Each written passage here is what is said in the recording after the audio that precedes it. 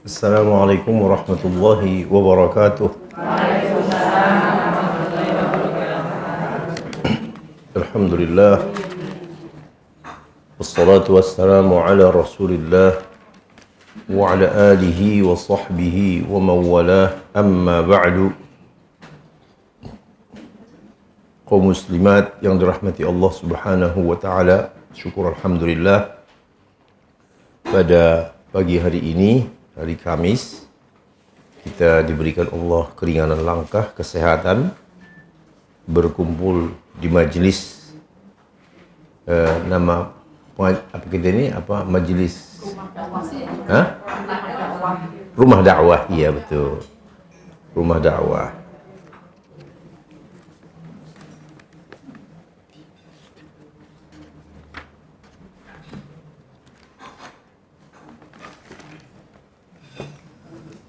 Salawat dan salam kepada Nabi kita Muhammad sallallahu alaihi wasallam yang menunjukkan kepada kita jalan yang benar, jalan yang Allah ridhai, sehingga kita bisa terus hidup dalam mengikuti sunnah beliau. Ibu-ibu dan bapak-bapak, kalaupun ada ibu-ibu muslimah yang dirahmati Allah, pagi hari ini saya mengajak membahas surah Al-Qasas.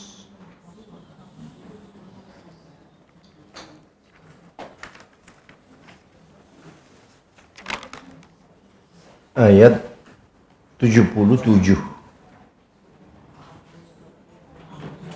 Sudah bisa dilihat?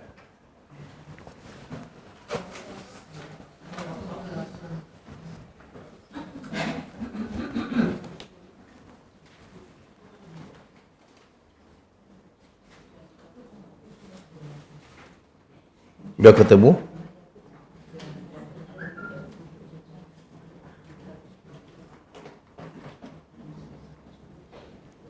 Sudah ya? Saya baca dulu. A'udzubillahi minasyaitonirrajim.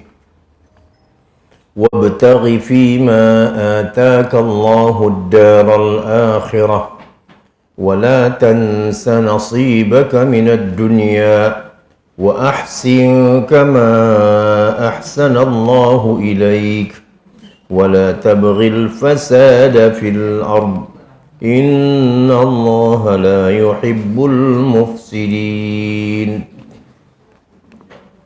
Artinya, carilah apa yang Allah anugerahkan kepadamu, kebahagiaan negeri akhirat. 77 ya. Tetapi jangan engkau lupakan bagianmu di dunia. Berbuat baiklah sebagaimana Allah berbuat baik kepadamu. Sebagaimana Allah berbuat baik kepadamu. Wala tabghil fasada fil ard, dan jangan engkau menginginkan kerusakan di muka bumi. Sesungguhnya Allah tidak menyukai orang-orang yang berbuat kerusakan. Bisa dipahami Bu ya? Saya baca sekali lagi. Carilah apa yang Allah anugerahkan kepadamu, kebahagiaan negeri akhirat, dan jangan engkau lupakan bagianmu di dunia, dan berbuat baiklah sebagaimana Allah telah berbuat baik kepadamu, dan jangan menginginkan kerusakan di muka bumi. Sesungguhnya Allah tidak menyukai orang-orang yang merusak. Pak, ini udah hidup nih, bisa? Udah, tadi kepencet saya. Iya, oke.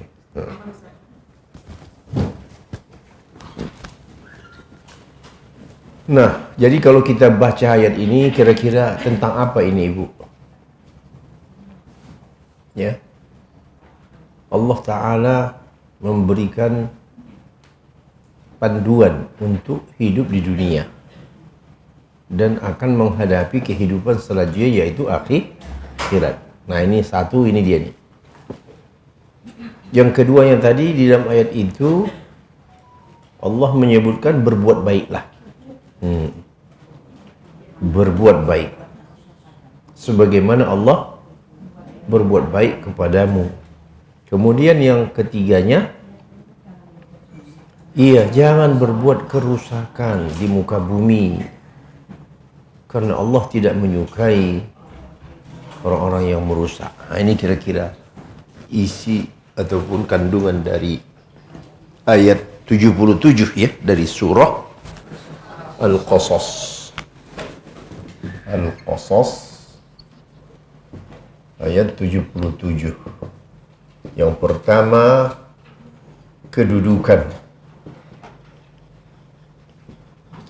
dunia dan akhirat.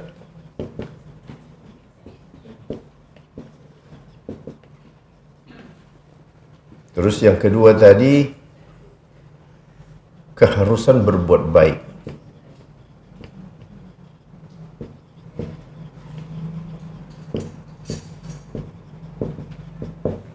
Terus yang ketiga, larangan berbuat kerusakan di muka bumi. Inilah kira-kira yang akan kita bahas. Yang pertama, ayat ini menjelaskan dua kehidupan. Kehidupan ini ada dunia, ada kehidupan di akhirat. Mati itu hanya pindah dari kehidupan dunia ke kehidupan akhirat. Ya. Sebagaimana bayi dari dalam perut ibu keluar ke dunia. Nah, ternyata yang di dunia hidup, nanti ada kelanjutannya. Hidup juga. Tapi dimatikan dulu. Hidup berikutnya kehidupan akhirat, dan ini yang panjang itu. Puluhan ribu tahun. Ya, kehidupan akhirat itu. La ilaha illallah. Kira-kira kalau kita melancong ataupun bepergian, bagaimana persiapan kita kalau hanya pergi keluar kota? Ibu dari Bekasi mau kemana? Mau ke, katakan sajalah, Cikarang. Dengan ibu mau pergi umrah.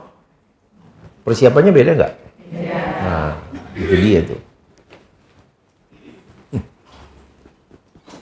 Orang yang mau pergi ke luar negeri umrah untuk sekian hari, tentu persiapannya panjang.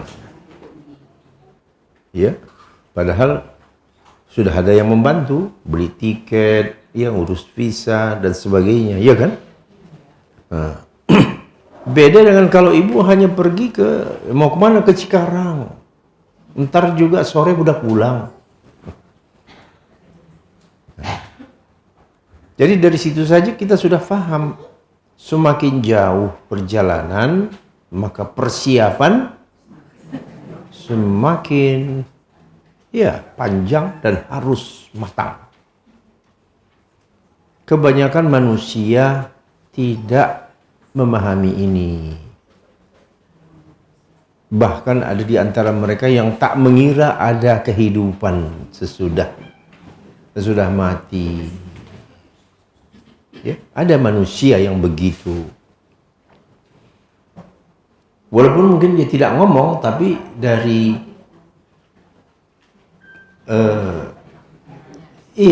dari pikirannya, dari kehidupannya, seolah dia menganggap hidup itu udah ini aja lah.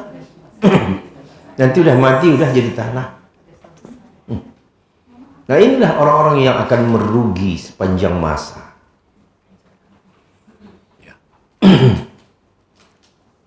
Karena dia tidak bersiap untuk menghadapi kehidupan yang sungguh amat panjang, berratusan ribu kali lipat dari kehidupan yang dia jalani di dunia.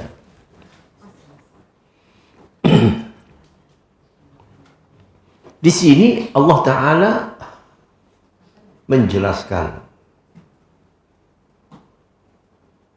apa yang kamu dahulukan, ya, apa yang kamu utamakan.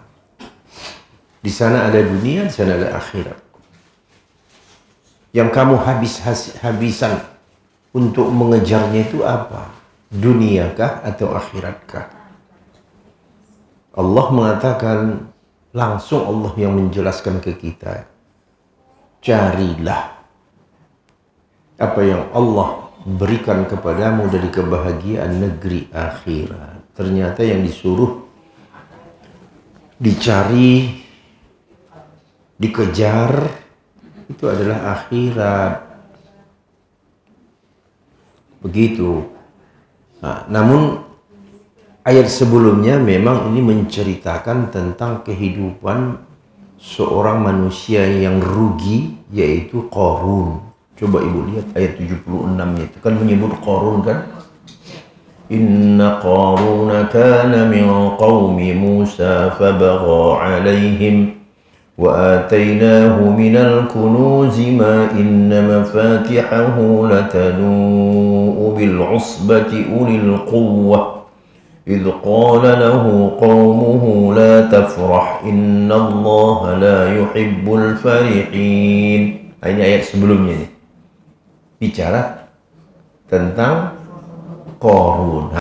Ini kita sudah sepintas lalu sudah dengar orang yang Allah bentangkan ke dia kekayaan dunia lalu membuat dia menjadi gembira.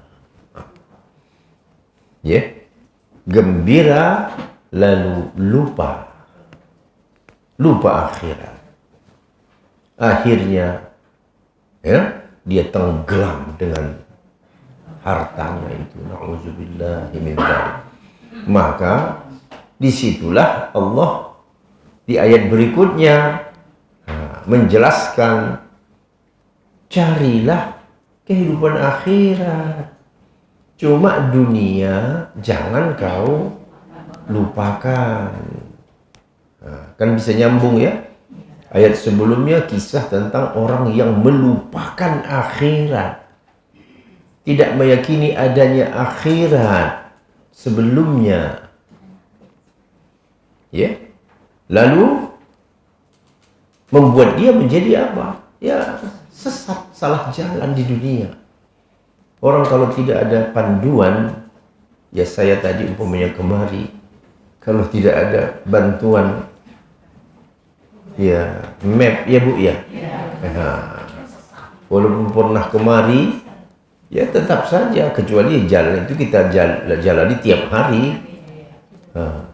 Kalau sesekali kita perlu kanan kiri, ya bundaran sekian banyak, ya. Gak bisa lurus saja nanti ke kanan habis itu kiri, ya gak bisa begitu. Itu simpelnya begitu, tapi ketika dijalani jadi manusia ini memang sangat memerlukan panduan. Nah di sini Allah memandu kita. Si Qarun tidak peduli dengan namanya akhirat. Allah kasih ujian ke dia, kekayaan, sampai kunci kasnya saja. Kuncinya, Pak, Bu, bukan kasnya. Kuncinya tidak bisa dibawa oleh orang yang kuat-kuat. Aduh, seperti apa itu ya kasnya itu?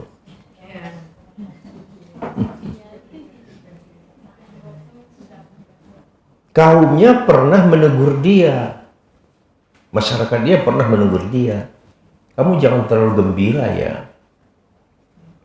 Ya, la tafrah, kata kaumnya, pernah mengingatkan, tetapi dia tidak mau.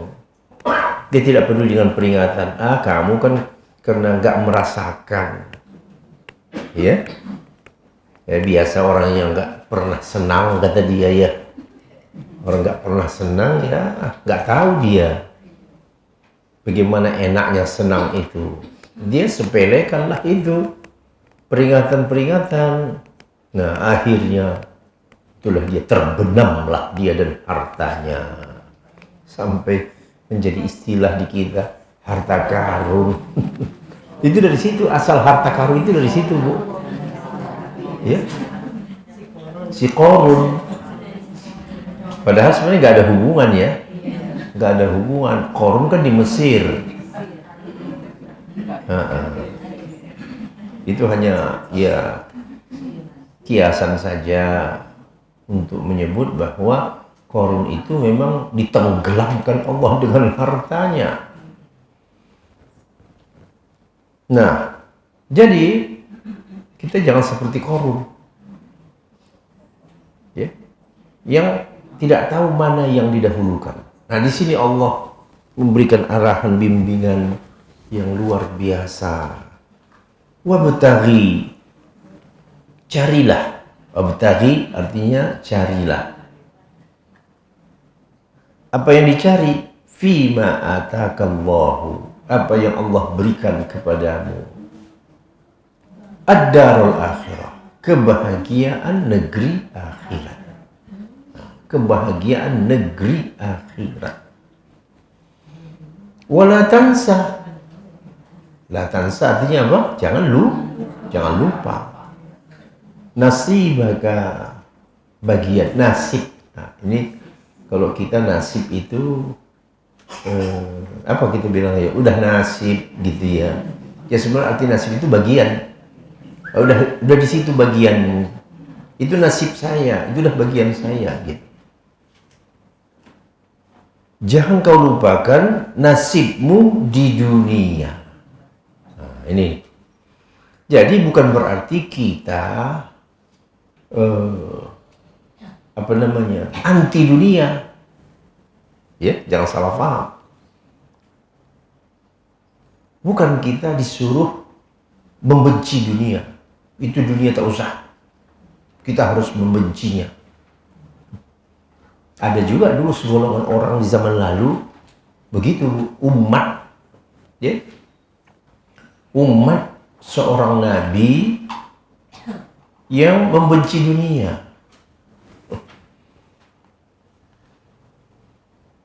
Ajaran Allah membolehkan dia nikah, dia tidak mau nikah. Ada kan?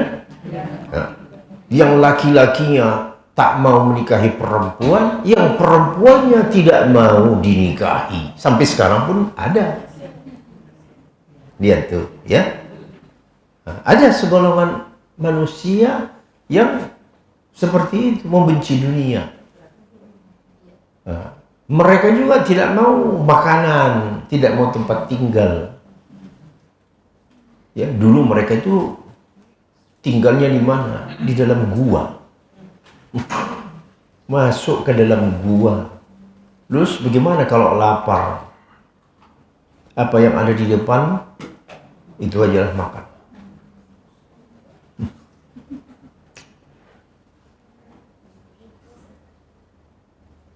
Pendeknya tidak ada usaha, tidak ada bekerja, tidak ada apalagi berkeluarga. Jadi ingin hidup tanpa dunia, gitulah. Tak ada tempat tinggal dalam gua atau itu di comberan gitu tuh, di aliran-aliran itu. Kalau capek, ngantuk, tertidur sendiri. Begitulah hidup sekian lama. Oh, kita dilarang. Itu diharamkan. Tidak boleh menyiksa diri. Ya. Jadi bagaimana? Seperti ayat ini. Jangan kau lupakan bagianmu di dunia. Nah, tapi memang juga ada segolongan manusia, itu dia tadi, yang seperti Qarun itu. Segala-galanya ya dunia. hidup siang malam memikirkan dunia. Bahkan kasihannya kadang-kadang dunianya nggak dapat. Dikejar, iya. Bahkan terbawa-bawa tidur itu dunia. Mimpi naik mobil mewah. Mimpi tinggal di rumah mewah. Terbangun, Di mana saya? Kok tadinya enak sekali mimpi itu. Ada yang begitu. Dikejar dunianya nggak dapat. Sayang sekali kan? Ada yang memang betul dapat. Itu dia. Yang ada manusia-manusia tertentu ya yang betul-betul menikmati dunia, tapi melupakan akhirat. Siang malam yang dipikirnya itu kesenangan, ya, uang, materi, kenikmatan, apa yang enak menurut hawa nafsu. Bagaimana supaya bisa saya dapatkan. Ada, dan itu juga banyak manusianya yang mengejar kehidupan dunia, lupa kepada akhirat. Sedangkan menurut ayat ini Allah Ta'ala mengajarkan kita yang menjadi utama itu adalah akhirat. Bagaimana kalau sekiranya saya balik, Ibu? Saya balik nih. Tadi di situ yang didahulukan apa? Sekarang saya balik. Carilah apa yang Allah berikan kepadamu dari kesenangan dunia dan jangan kau lupakan bagianmu di akhirat. Kira-kira bagaimana? Salah atau benar? Salah. Salah. Jadi menaruh nomor satu yang mana? Ya, harus sesuai dengan ayat Allah. Nah, itu kita bawa dalam kehidupan kita. Apakah kita ini sudah menomorsatukan akhirat, menomorduakan dunia, atau terbalik? Ya, menomorsatukan dunia, menomorduakan akhirat. Jadi akhirat dipikirkan juga, tapi ya mungkin sisanya sisa-sisa aja gitu. Tidak jadi prioritas. Iya kan? Umpamanya ya dia tahu bahwa bagi laki-laki itu ada kewajiban sholat, wanita sholat, dia sholatnya mungkin nanti bulan Ramadan saja.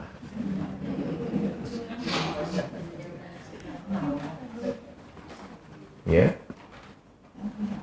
nanti waktu bulan puasa dia pun begitulah ya.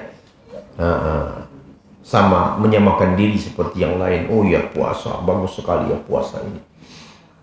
Jadi beragamanya sekali setahun. Ya, sehari-hari nggak sholat. Jadi beragama hanya puasa pada bulan Ramadan saja. Ada juga yang seperti itu kan? Ada Bu. Jadi kalau salah menempatkan mana yang prioritas, yang utama, orang jadi sesat juga. Salah naruh saja sesat. Apalagi menghilangkan yang satu. Kita hilangkan akhirat. Wah, habis. Celaka. Selama-lamanya. Ya. Sedangkan salah saja masih dipikirkan akhirat, iya dipikirkan, tapi tidak menjadi yang utama. Ya, kalau ada waktu, ya kalau lagi senggang, kalau lagi ya longgar beragama, ya kalau lagi tidak longgar ya kita kan hidup di dunia. Ya, berapa banyak orang muslim mencari makan tidak sholat. Dia Bu pergi keluar rumah mungkin habis subuh, atau mungkin juga sebelum subuh kali. Subuhnya di mana? Ya, saya kan cari makan anak istri. Nanti zuhur dipanggil, hayya 'alas shalah, zuhur. Kata dia, waktu saya singkat. Ya, gak cukup waktu. Saya dikejar terus. Yang jualan lah, ini lah, segala macam ya. Nanti masuk asar begitu lagi. Nah, maghrib di jalan, pulang. Mana sempat mampir-mampir. Malam, isya masih di jalan. Ya? Sampai di rumah kecapean. Tidur. Begitulah sehariannya.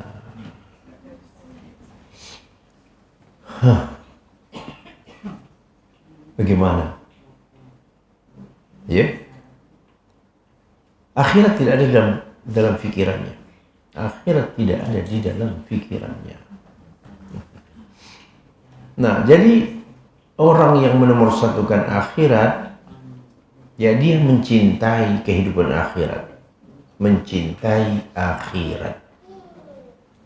Kalau menomorsatukan dunia, mencintai dunia. Mencintai dunia. Dan memang kebetulan ya kita ini hidup di dunia, kita tidak hidup di akhirat. Jadi orang yang tak beriman kepada hari akhirat, saya tidak bisa mencintainya karena saya nggak lihat, kata dia. Alhamdulillah orang beriman dari gambaran Al-Quran tentang akhirat bisa membuat dia lebih cinta kepada yang tak dia lihat daripada yang dilihatnya. Betul kan? Iya. Masya Allah. Segala yang diperintahkan Allah dan Rasulnya dia kerjakan. Kenapa kau kerjakan?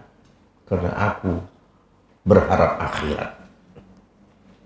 Aku meyakini ada suatu kehidupan yang sedang menunggu.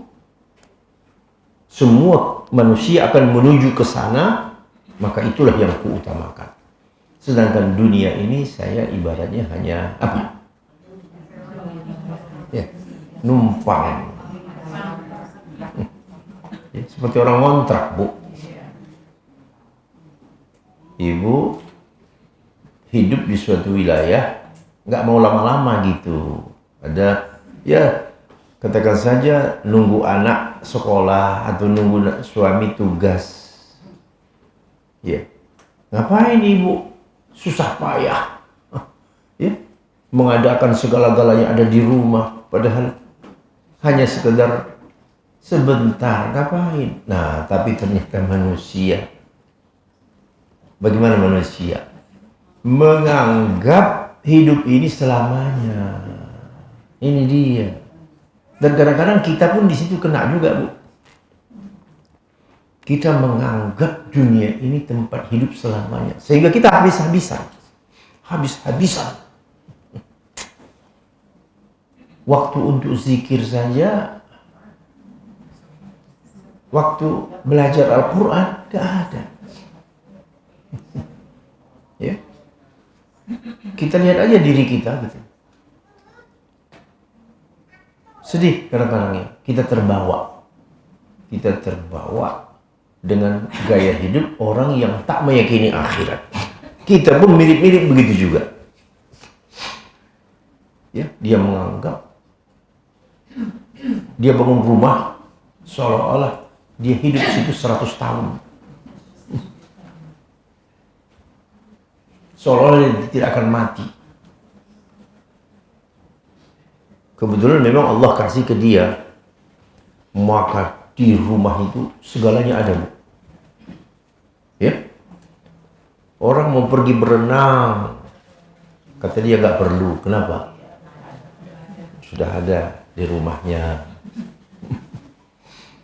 Orang perlu rekreasi, lihat-lihat alam. Di rumahnya sudah ada semua tanaman. Ya, semua tanaman ada. Kebetulan Allah kasih ke dia rumah tanah yang luas gitu ya. Orang pergi ke taman bunga, kemana? Dia nggak perlu, di sini aja kamu, semua ada di sini.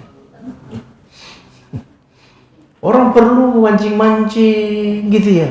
Kata dia nggak perlu, datang aja kemari. Semua ikan ada di sini. Ada kolamnya, empangnya. Bahkan dia koleksi burung. Ya. Orang perlu mungkin ke Ragunan, kamu nggak perlu, di sini aja. Di sini juga banyak binatang-binatang di sini ya buat. Jadi semuanya mau dipindahkannya kemana? Ke rumahnya. Dengan harapan dia itu hidup selamanya. Kalau gitu kan? Dia ingin hidup selamanya. Itu yang ada di kepalanya itu begitu. Kok ada yang begitu? Ada. Lalu Allah memberikan rezeki ke dia bisa mengadakan semua itu. Nah, inilah contoh orang-orang yang ya, mengutamakan dunia, melupakan akhirat. Adapun orang yang cinta akhirat, menikmati dunia itu sekedarnya. Begitu, ya. Sekedarnya. Dia butuh makan, iya. Dia butuh tempat tinggal, iya. Betul ya? Apa saja dia butuh, ya ada. Dia butuh kendaraan, ya ada kendaraan. Tapi tidak sampai umpamanya belasan mobil seperti showroom rumahnya.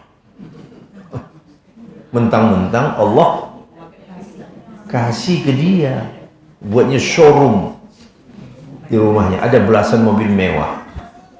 Sampai-sampai mobil mewah itu parkir di luar, Bu. Karena tak mampu. Iya, garasinya nggak nampung, terpaksa diparkir juga barang 3 mobil di luar karena udah 15 mobil mewah di garasinya. Ya. Nah, ini contoh-contoh manusia. Kita lihat gitu ya. Kita lihat, ya Allah. Ya. Bagaimana nanti mereka ini di akhirat? Yakin kita kalau diajak bicara agama, nol orang-orang yang begini itu. Apa persiapanmu menghadapi kuburan?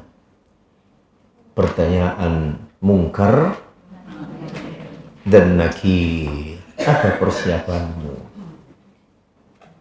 Sejauh mana kau sudah memahami kitabullah? Apa yang bisa kau fahami dari Al-Quran itu? Orang-orang seperti ini tidak ada waktu. Tapi kalau ditanya soal dunia, mungkin apa saja soal dunia dia tahu. Harga saham, wah, mana perusahaan sekarang, ya, yang sahamnya lagi naik, oh dia tahu semua itu. Tapi coba tanya, qasar jamak saja mungkin dia nggak tahu. Coba Bapak tahu nggak apa itu jamak dan qasar? Wah, baru dengar saya, apa itu ya?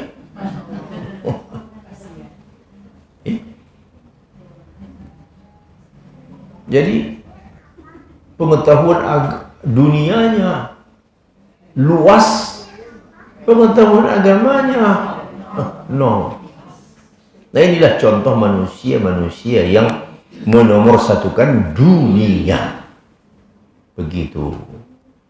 Nah, kita seperti isyarat dari Al-Quran inilah yang dikatakan berimbang itu. Jadi kalau selama ini mungkin kita harus seimbang antara dunia dan akhirat, seimbangnya itu harus mengutamakan akhirat. Bukan 50-50. Nah, gitu. Bukan 50-50, Bu. Tetap keutamaan itu ada pada akhirat. Karena nikmat senikmat apapun di dunia ini, kalau terus-menerus tiap hari, tiap pekan, tiap bulan, tiap tahun, bagaimana? Itu lontong itu enak. Tapi kalau nanti siang sampai malam Ibu mak dibanasin nggak basi. Bagaimana rasa ibu? Itulah dunia. Dunia itu tidak ada yang kekal. Enaknya itu nggak ada yang kekal. Seperti tadi itu, orang yang punya rumah, semuanya ada di rumahnya itu. Bulan-bulan tertentu, ayo kita, ayo kita makan keluar yuk, ayo kita bepergian yuk, keluar negeri. Lah, kenapa nggak kau bertahan di sini, semuanya sudah ada? Kenapa nggak bertahan kau 10 tahun saja umpamanya? Bosan. Padahal kita itu tahu dunia itu kenikmatannya itu sebentar. Makanya kamu jangan habis-habisan. Jangan habis-habisan di dunia. Terus juga tak lama-lama kamu itu. Ya? Belum lagi nanti ketentuan Allah yang mengharuskan kamu bukan cuma makan sebentar keluar, pindah alam. Datang malakul maut, selesai. Iya.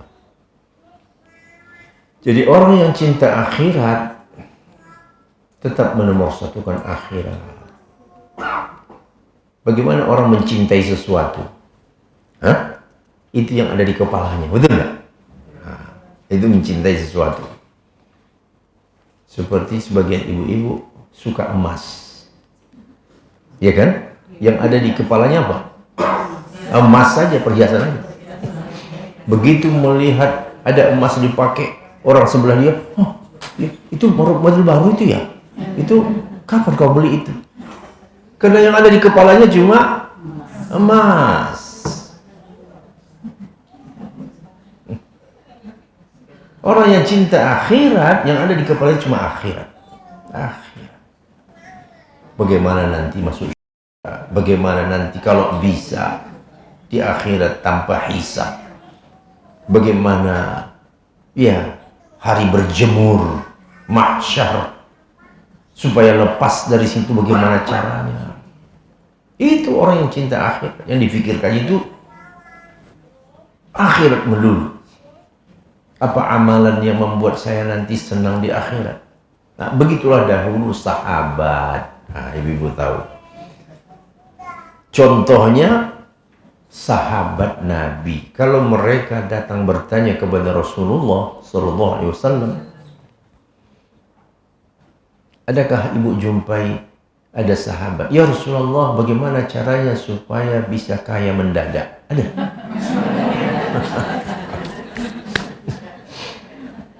Nggak ada. Hampir tidak ada pertanyaan mereka menyangkut dunia. Hebat ya, kok bisa begitu ya? Yang pertanyaan mereka, apa amalan yang lebih disukai oleh Allah? Ya Rasulullah, apa amalan yang bisa mengantarkan aku ke surga, menjauhkan aku dari neraka? Itulah pertanyaan mereka. Nah, inilah bukti bahwa mereka itu yang ada di pikirannya hanya akhirat. Nah, biasanya begini, ini karunia Allah. Untuk orang-orang yang hanya menginginkan akhirat, Allah kasih ke dia dunia tanpa disangka-sangkanya. Gak disangka, Bu. Karena dia waktunya hanya terfikir kepada akhir. Allah kasih. Nah, tapi kalaupun tidak Allah kasih, dia tetap jalaninya itu. Karena dia tahu bahwa kalaupun susah di dunia ini tidak lama. Berapa puluh tahun sih orang hidup di dunia ini? Katakan saja susah, gak punya rumah. Maksimal barangkali 70 tahun. Udah selesai orang. Tak pernah merasakan yang enak makanan, tak pernah merasakan tempat tidur yang enak 70 tahun. Begitu masuk ke dalam kubur, dia dalam kasih sayang Allah Subhanahu wa ta'ala. Jadi orang susah jangan berputus asa. Jalani aja. kesusahan, nikmati kesusahan itu. Ketika kau sudah meninggalkan dunia, kau dalam kesenangan. Jadi begitu juga kalau orang sakit, ibu, ya kan harus berobat, iya. Secara syariatnya berobat gitu. Tetapi jangan sampai kalau sudah kata yang ahli ini sudah susah diselamatkan, udah kamu jangan paksakan juga. Oh, pindah negara mana yang bisa mengobati penyakit ini? Mumpung saya punya duit. Ya, ingin mempertahankan hidupnya. Padahal dia tidak tahu. Ya, ketika dia pindah alam, rahmat Allah.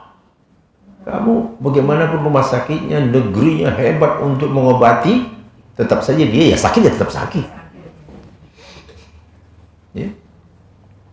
Jadi cinta kepada kehidupan akhirat yang diwujudkan ya senang, umpamanya senang ibadah, gairah ibadahnya tinggi, ya.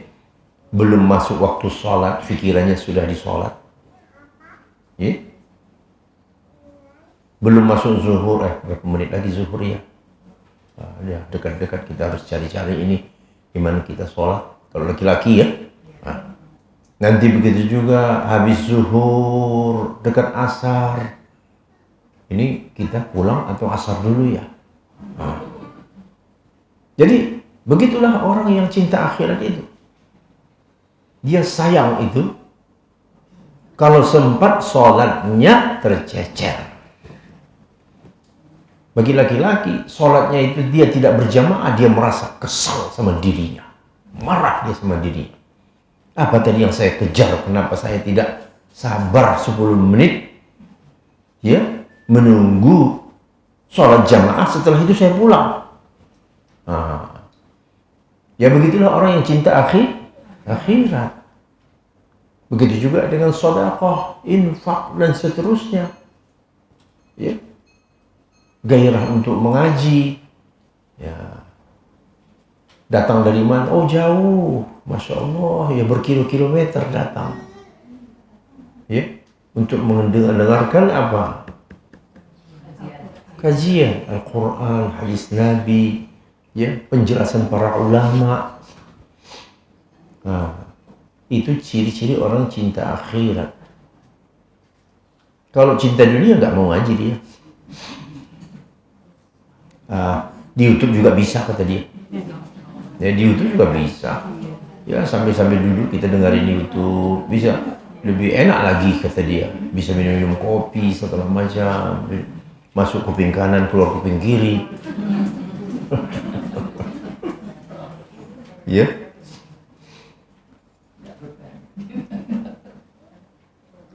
Ya sekarang kan banyak orang begitu.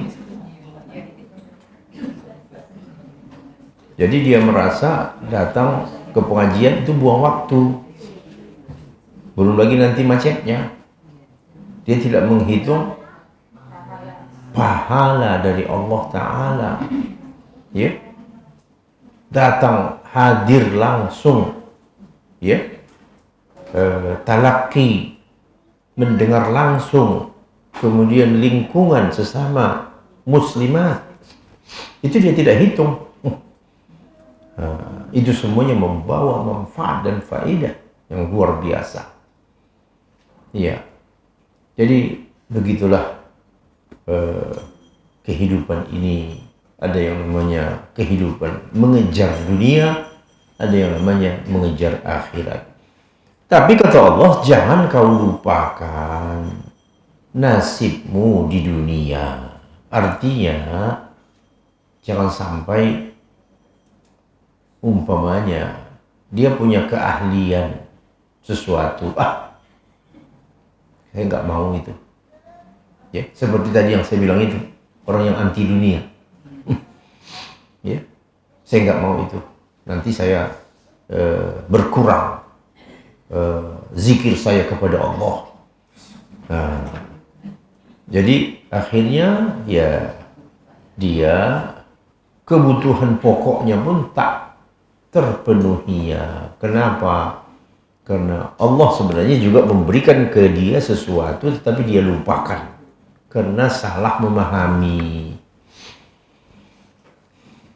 Dia bekerja di, katakan saja dia punya pekerjaan atau dia bekerja di kantor. Ya, saya karena cinta akhirat saya minta keluar sajalah. Ya. Terus bagaimana? Ya saya ya di masjid aja. Pagi zikir. Ini juga salah. Karena kata Allah tadi, jangan kau lupakan nasibmu, bagianmu di dunia. Engkau punya ilmu, keahlian yang bisa menopang hidupmu, kerjakan. Daripada kau menadahkan tanganmu ke sana kemari. Betul enggak? Akhirnya dia ya menjadi peminta-minta di jalan kah namanya, di perempatan jalan.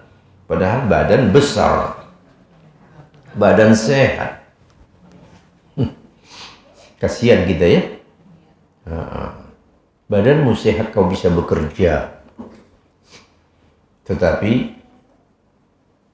ini yang begini ini akhirat sama sekali nggak ada. Ya.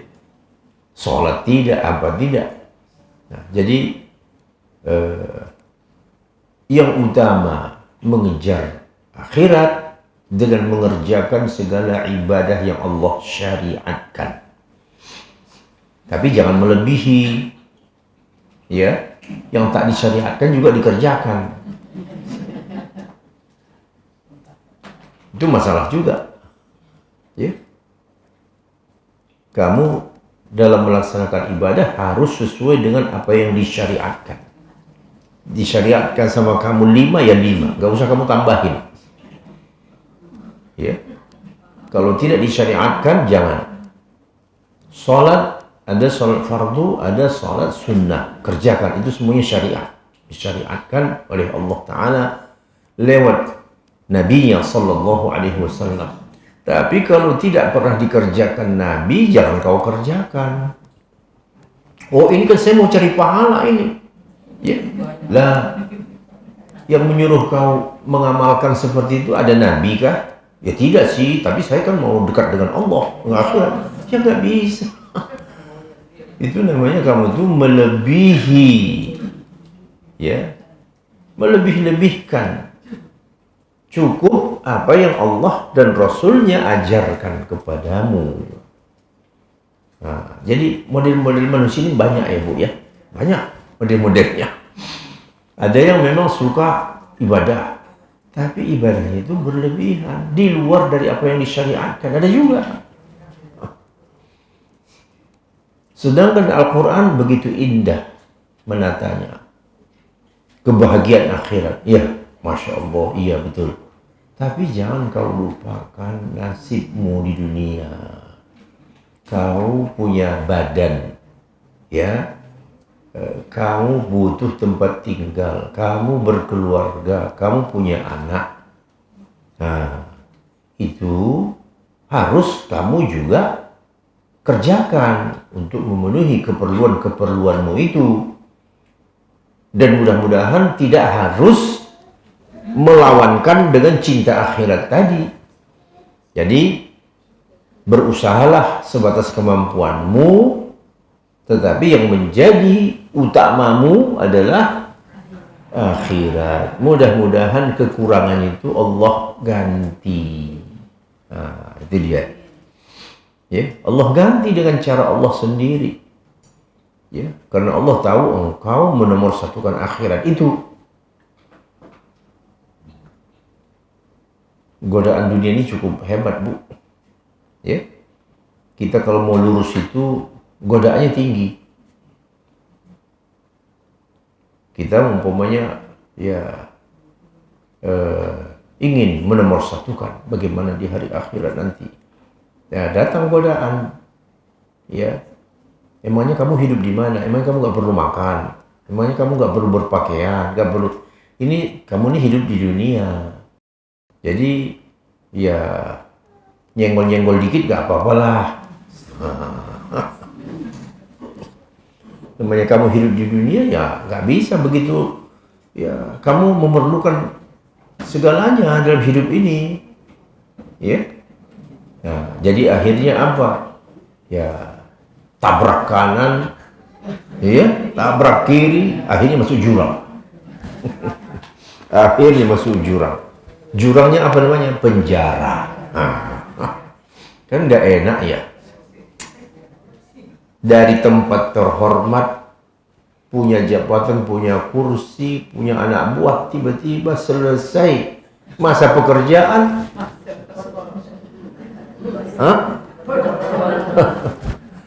pakai baju warna gak enak rasanya. Baik yang sudah ataupun yang sedang menunggu giliran sekarang. Kita berharap yang menunggu giliran ini dipercepat.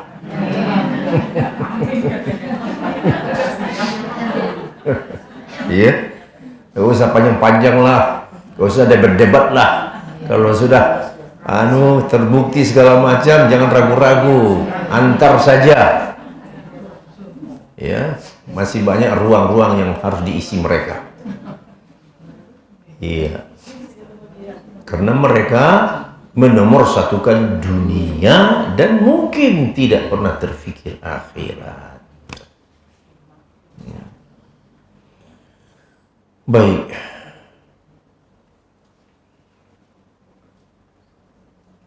Gara-gara syuting nggak ada sholat, ya kan? Gara-gara pengantenan, nanti nggak bisa dibuka, nggak bisa. Nanti selesai acara baru, baru dibersihin semua. Ya, zuhur lewat, asar lewat, bisa saja maghrib lewat. Astagfirullahaladzim. Ini namanya menomorsatukan apa? Dunia. Menomorsatukan dunia ini asli. Ya. Baik. Lalu itu tadi yang pertama ya, kedudukan dunia dan akhirat. Kedudukan dunia dan akhirat. Yang dinomorsatukan akhirat tanpa melupakan dunia. Kadang-kadang di dalam rumah sendiri kita waktu mengajari anak, entah sadar atau tidak sadar ya Bu ya, memang dunia ini yang menjadi iming-iming kita. Ayo belajar nak, rajin. Coba lihat ommu itu, insinyur, mobilnya 3. Kamu mau nggak nanti begitu? Itu kan? Itu tantemu itu lihat tuh, dia dokter, ya. Kalau kamu lihat senang kan? Iya mau. Mau nggak kamu seperti itu? Ayo belajar yang rajin. Ada nggak orang nak belajar yang rajin supaya kamu nanti masuk surga? Ada?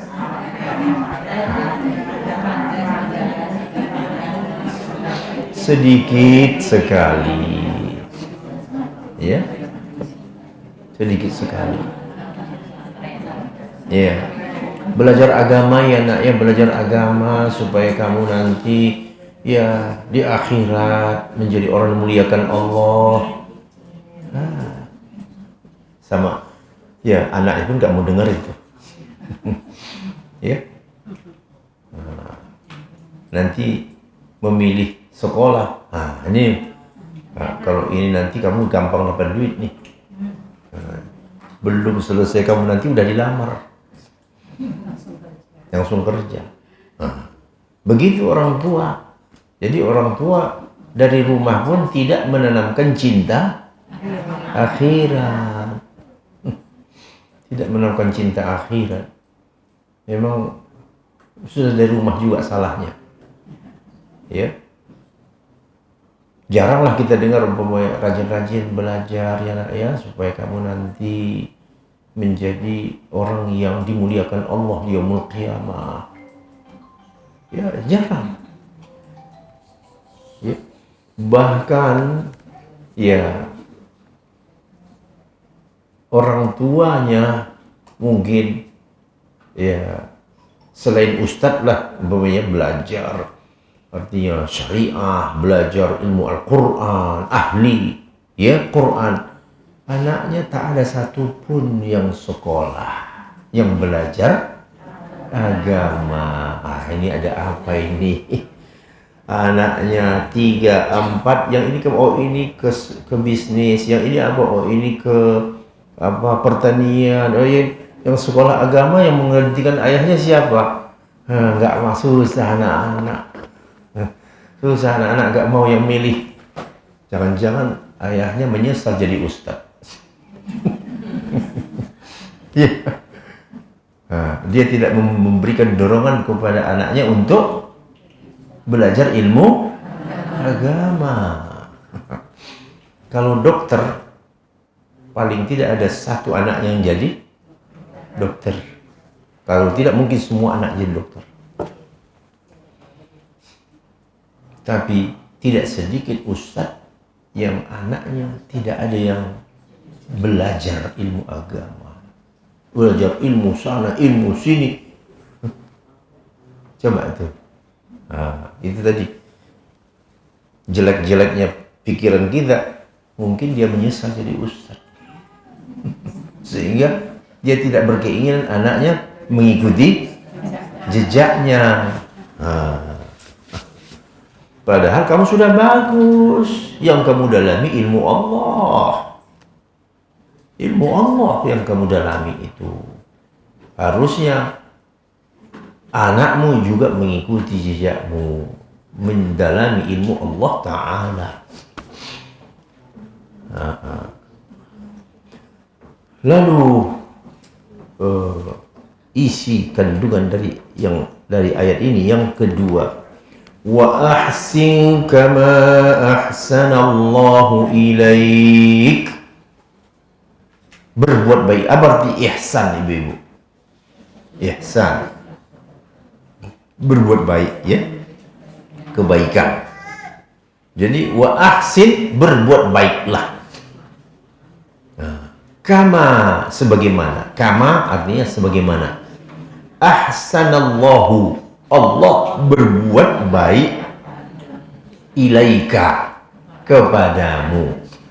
Nah, pelan-pelan kita belajar ini, Bu, terjemahan Al-Quran, ya. Wa ahsin dari kata ihsan. Ihsan itu berarti perbuatan baik. Berbuat baiklah. Kama, sebagaimana. Ahsanallahu, Allah berbuat ihsan, ilaika, kepadamu. Masya Allah. Jadi ini apa kira-kira? Allah menanamkan ke kita dalam hidup ini, yang ada di pikiran kita itu berbuat baik aja. Ada orang susah, tolong. Ada orang sakit, bantu berobat. Betul ya? Nah, ada orang yang ingin mengetahui, dia tidak tahu, lalu kita tahu, kasih tahu. Itulah berbuat ihsan. Sebagaimana Allah berbuat ihsan kepada, Masya Allah, Allah perbuatan ihsan kepada hambanya, Bu. Tidak peduli si hamba itu kafir pun masih Allah kasih kebaikan. Banyak nggak orang kafir yang kaya?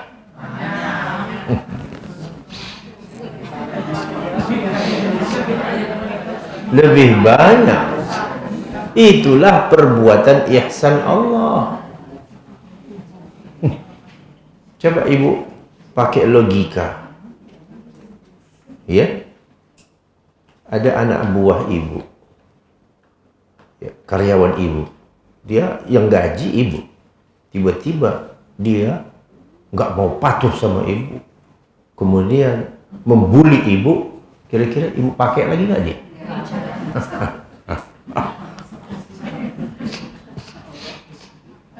Sedangkan Allah, lihat tuh, orang kafir itu mensekutukan dia, tapi masih saja Allah kasih kekayaan. Itulah Allah. Nah, makanya kata Allah, wa ahsin, berbuat baiklah engkau. Allah itu sudah berbuat baik kepada semua manusia. Jadi kira-kira contohlah perbuatan baik Allah itu. Jadi ini dorongan kepada kita untuk berbuat ihsan kepada manusia. Ya, ada orang yang memerlukan, ya tolong. Dan itu tanpa pandang bulu. Siapapun sebenarnya yang memerlukan pertolongan itu harus kita tolong. Walaupun mungkin dia tidak sholat, walaupun dia mungkin tidak bertauhid kepada Allah, tetapi kita memang disuruh berbuat baik. Ya, beginilah dulu dicontohkan oleh Nabi kita sallallahu alaihi wasallam. Apalagi kepada sesama muslim seiman, gak mau berbuat baik, kan aneh, ya. Sedangkan Allah berbuat baik kepada semua makhluknya, ya, walaupun sang makhluk tidak tahu diri, ya, dia dikasih segala-galanya tetapi dia melawan. Orang yang kafir kepada Allah itu kan orang yang melawan, Bu. Ya. Dia melawan kepada Allah. Tetapi Allah kasih ke dia kebaikan itu. Ya. Mungkin sebagai ujian bagi dia, ya. Ujian. Nanti di hari akhirat sudah habis kamu. Sama sekali udah nggak ada lagi yang namanya kesenangan, itu sudah tidak ada. Tinggal menghadapi apa? Siksa saja sudah, azab. Jadi Allah menyuruh kita berbuat baik. Ayo berbuat baiklah, tolonglah. Di zaman ini memang pas betul zaman susah, ya kan, Bu? La ilaha illallah. Berat kita menyebutkannya kadang-kadang, ya.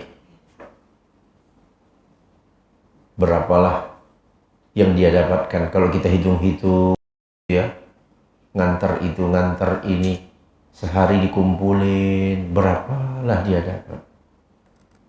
Dan dia punya anak istri. Banyak orang seperti ini, banyak orang susah itu. Jadi sementara di lain sisi banyak orang yang apa namanya, hidup bermewah-mewah.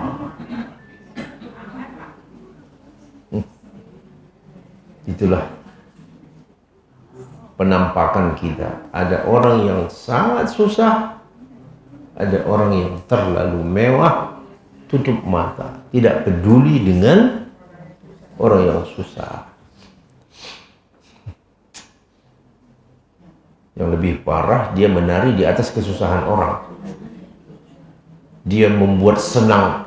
Dia senang itu gara-gara kesusahan orang yang di bawah.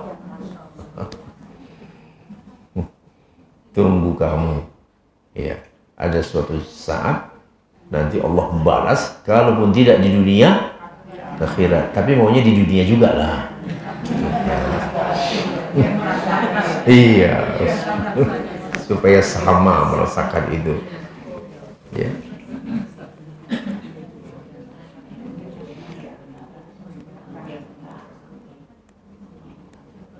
Nanti mereka yang di neraka itu, ibu-ibu, saling salah menyalahkan antara atasan dan bawahan.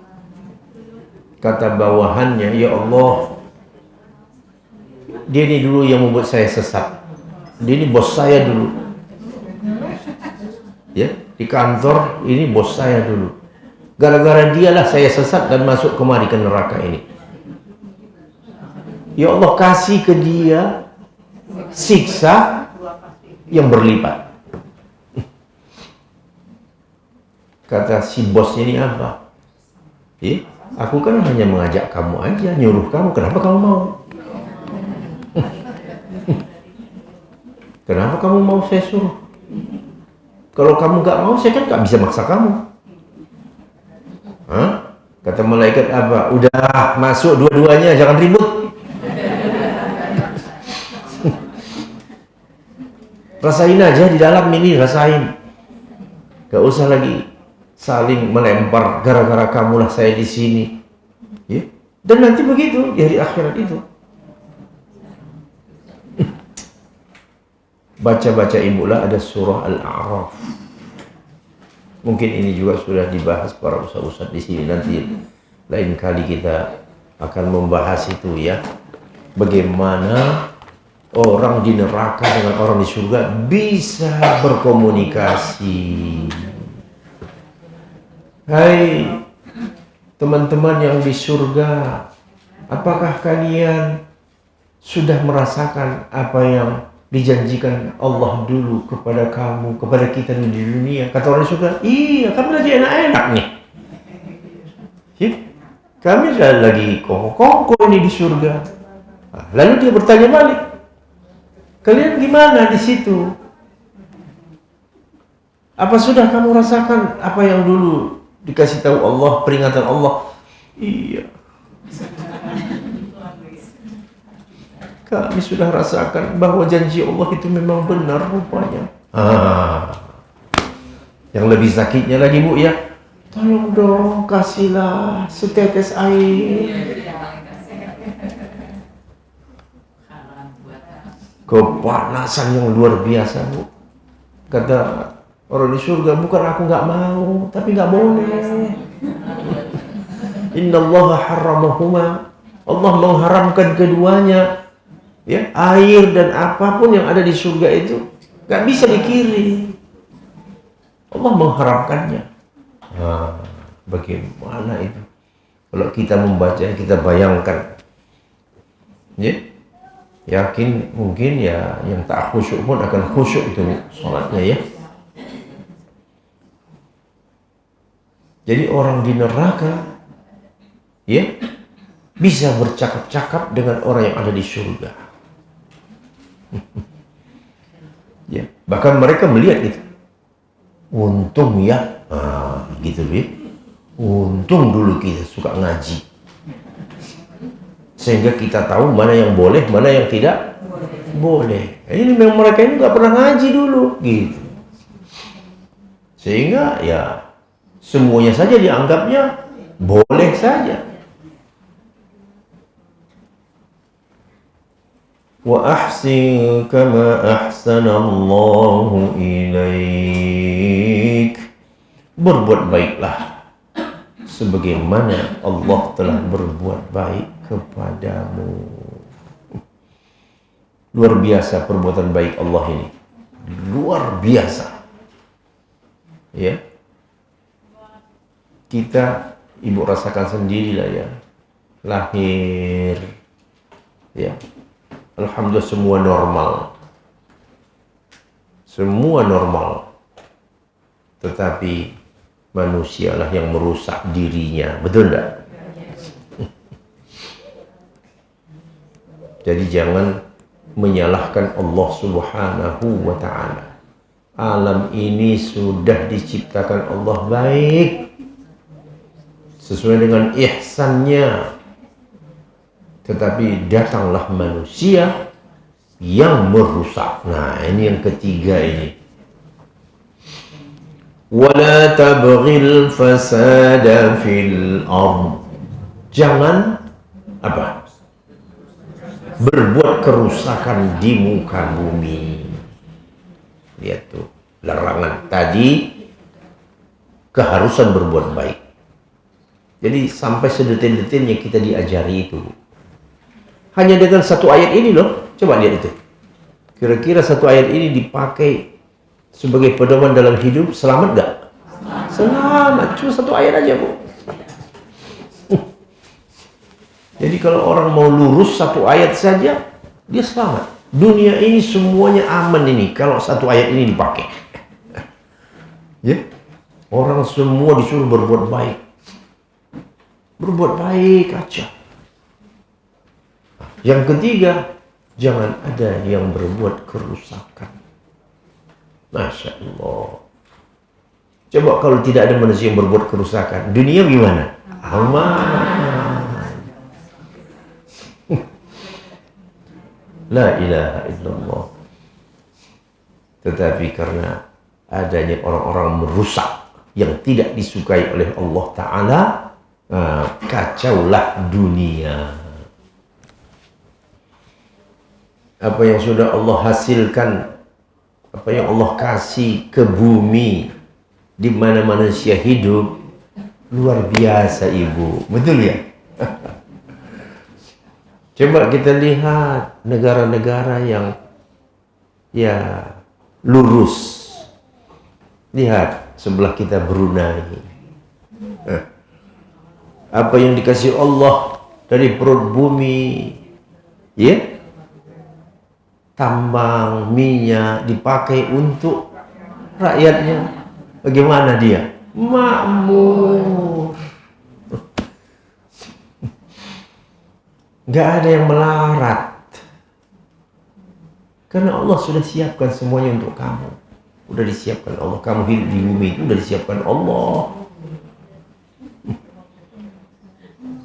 Tetapi kamu sendiri yang mencelakakan dirimu. Kita lihat aja negara-negara yang kaya-kaya itu. Beberapa negara Arab, ya, nggak tahu mau kemana naruh duitnya. Padahal negeri mereka tandus, yang ada minyak di bawah tanah. Cuma minyak itu aja, Bu. Itu membuat mereka sejahtera, makmur. Sakit mau kemana aja berobat di dunia ini dibayarin. Sekolah anaknya ke ujung dunia pun mau dibayarin. Kenapa? Uangnya berlebih. Padahal kita lihat nggak kaya-kaya amat. Hasilnya dia cuma punya minyak aja.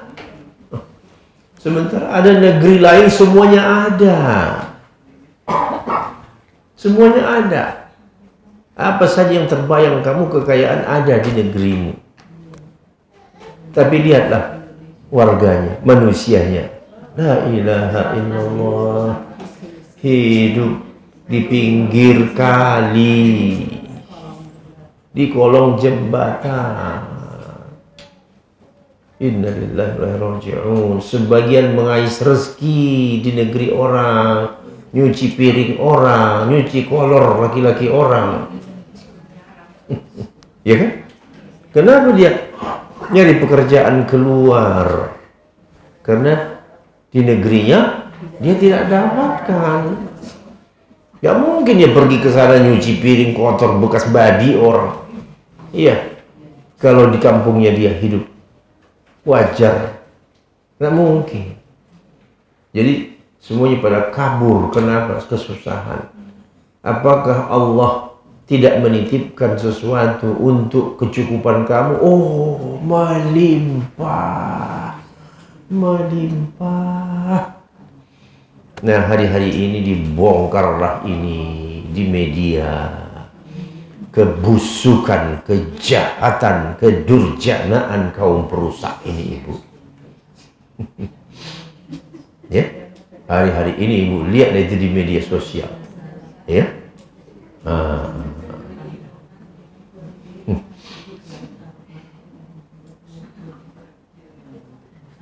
Jadi wala tabghil, ini yang ketiga. Jangan, sebenarnya secara bahasa ini kita terjemahkan, kalau secara bahasa yang lebih ketat, jangan menginginkan kerusakan. Coba. Artinya apa? Menginginkan saja gak boleh, apalagi berbuat. Berpikir aja untuk merusak gak boleh. Begitulah hebatnya ajaran Al-Quran dari Allah Ta'ala. Otakmu itu jangan kamu utak-atik untuk berbuat, memikirkan perbuatan merusak. Bagaimana caranya supaya saya kaya mendadak 7 turunan. Bagaimana? Jangan itu yang kamu. La tabghil fasada fil ardh. Jangan kamu menginginkan saja, tidak boleh, Bu. Ya. Al-fasad. Nah, masuklah kita al-fasad, kerusakan.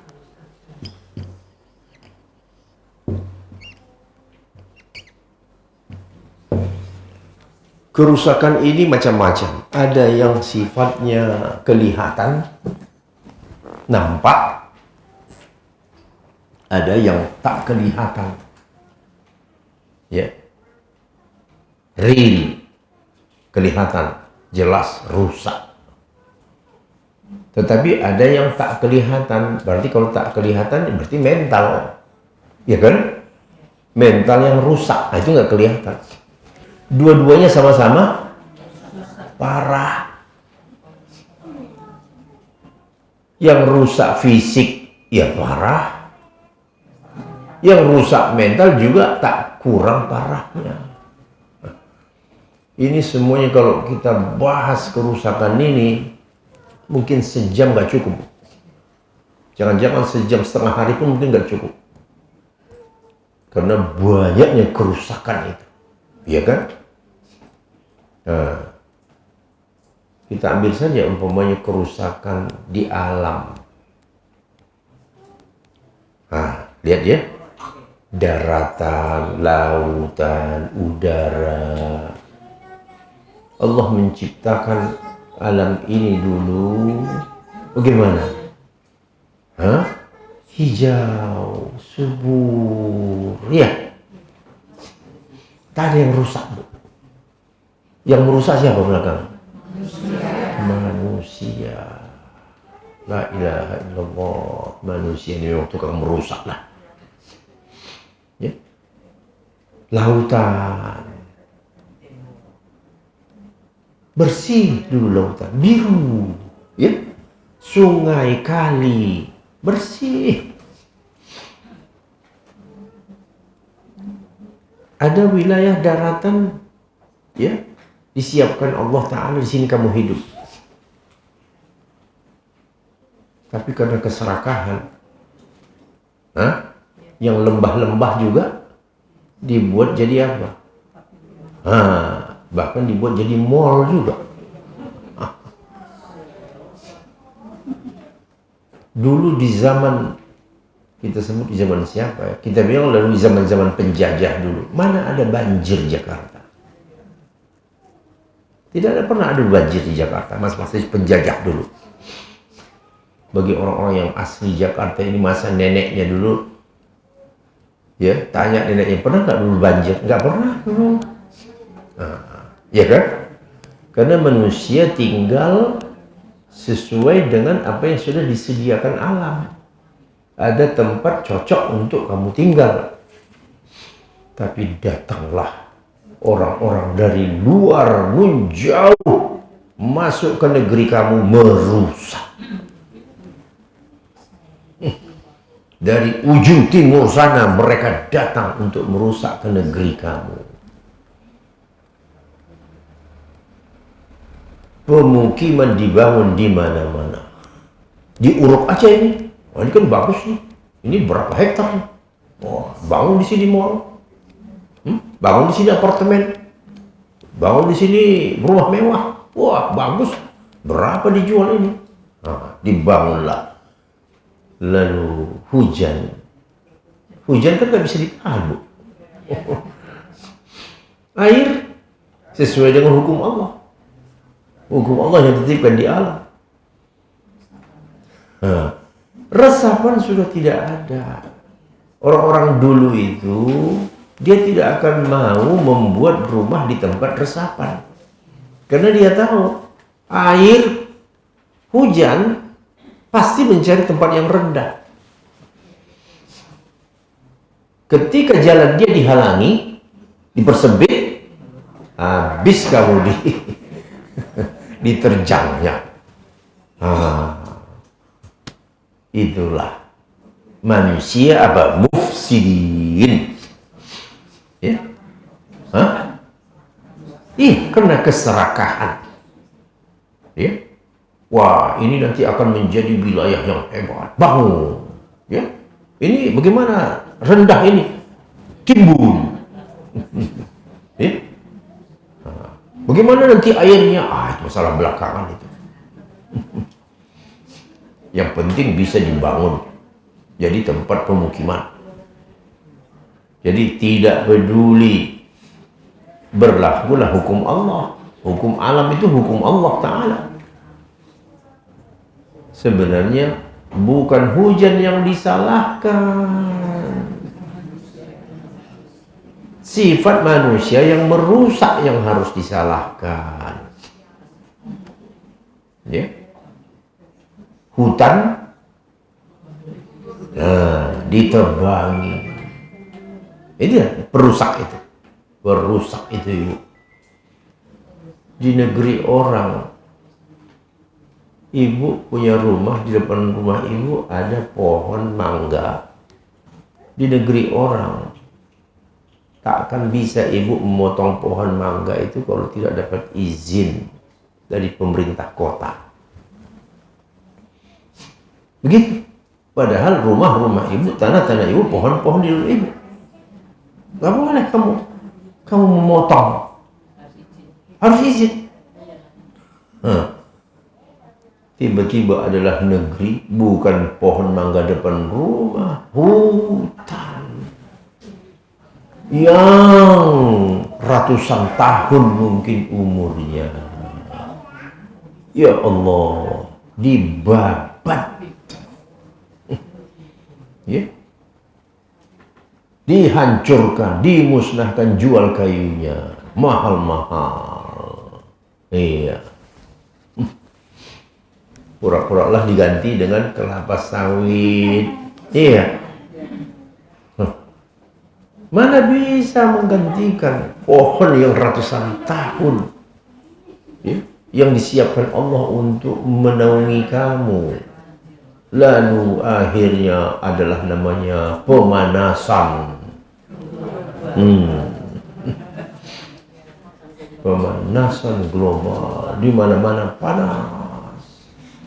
Ya, salju dari kutub mencair.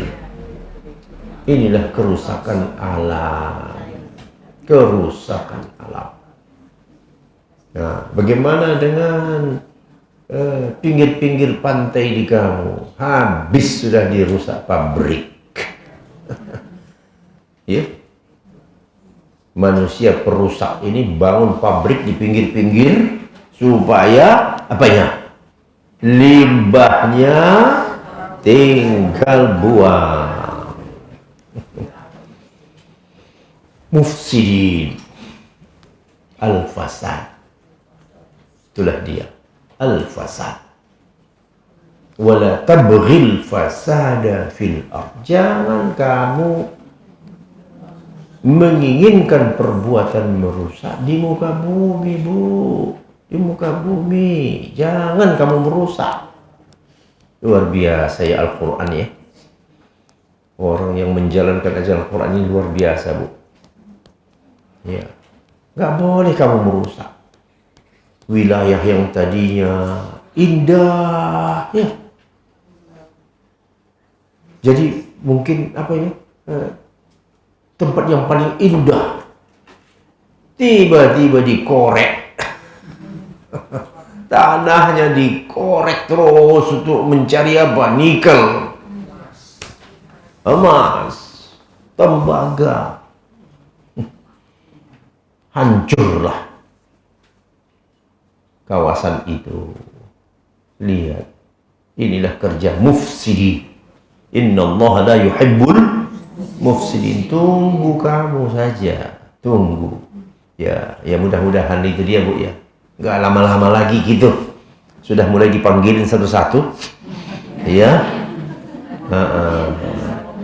Ayo, jangan terlalu lama lah pemeriksanya, menyelidiki, jangan terlalu lama. Ya sudah, ada cukup bukti, udah. Iya. Kalau perlu digantung gitu hukumannya. Ya.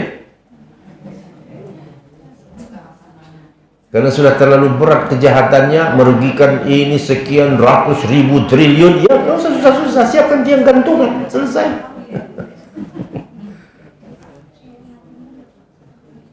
Innallaha la yuhibbul mufsidin. Allah tidak menyukai kaum perusak.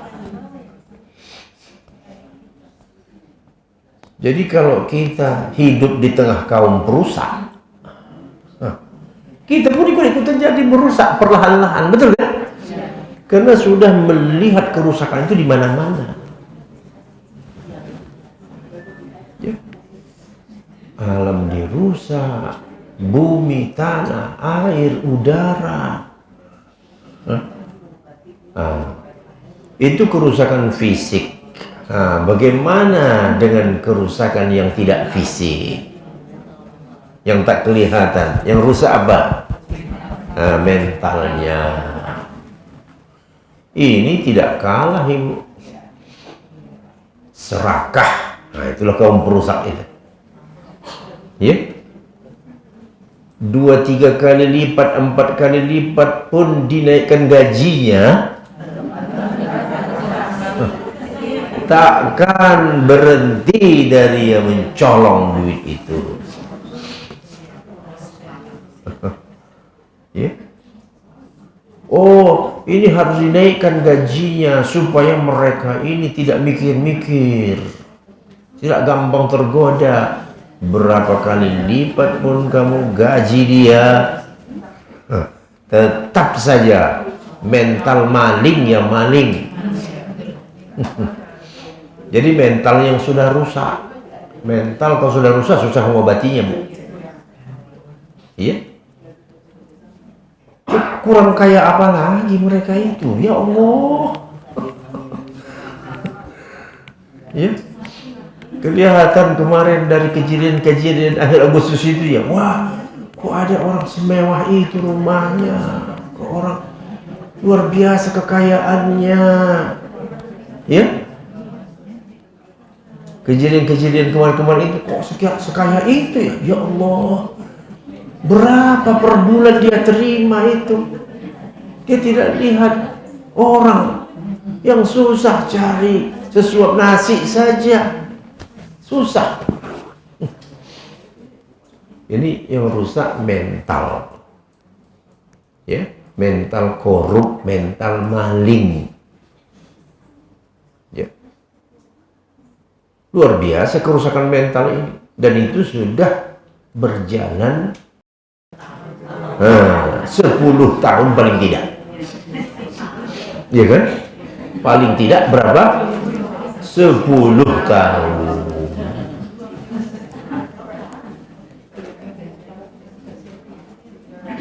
Orang sudah terbiasa 10 tahun merusak, susah untuk berubah. Waktu yang sudah lama. Jadi yang busuk tercium wangi. Padahal busuk. Ini busuk loh. Enggak. Sudah terbiasa. Iya. Seperti ini, Ibu. Ya. Orang masuk ke WC yang jorok. Lama di situ. Bagaimana tadi? Bagaimana kamu kok bisa lama situ? Enggak, biasa aja.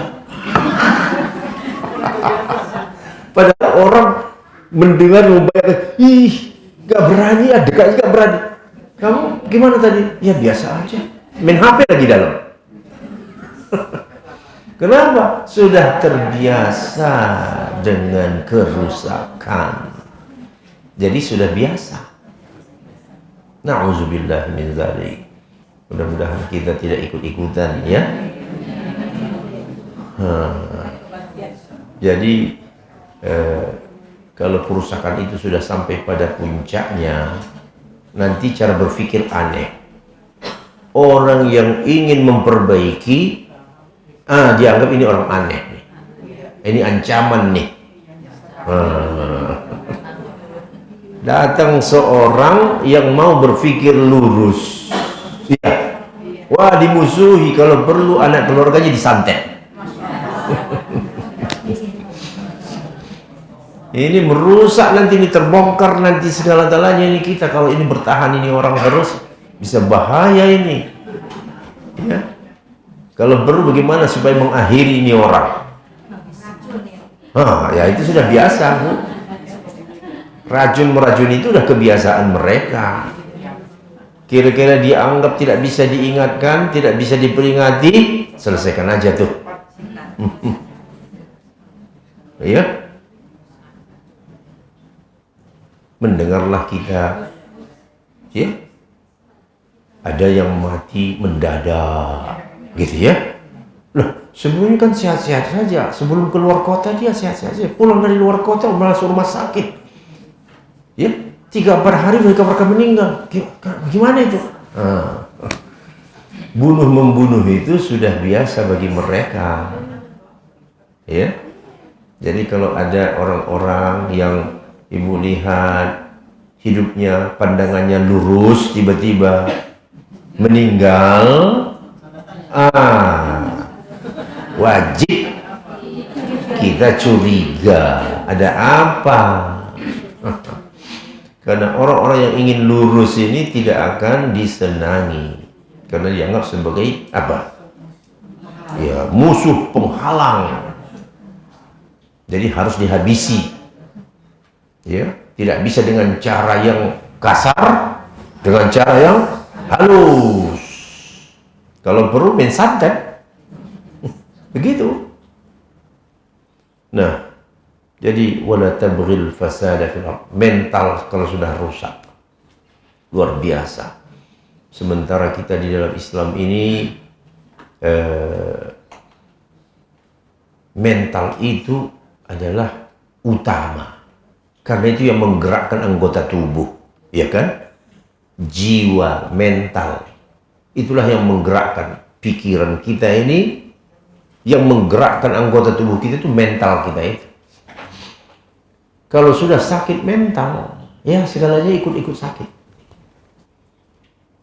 Makanya ajaran agama banyak arahnya ke pembinaan mental, jujur, amanah. Itu semuanya kan yang jadi sasaran adalah mental. Jadi agama kita pembinaan mentalnya itu surplus, ya, segala segi dibina. Husnuzon, dirimu itu bersihkan dari pikiran kotor dan sebagainya, ya.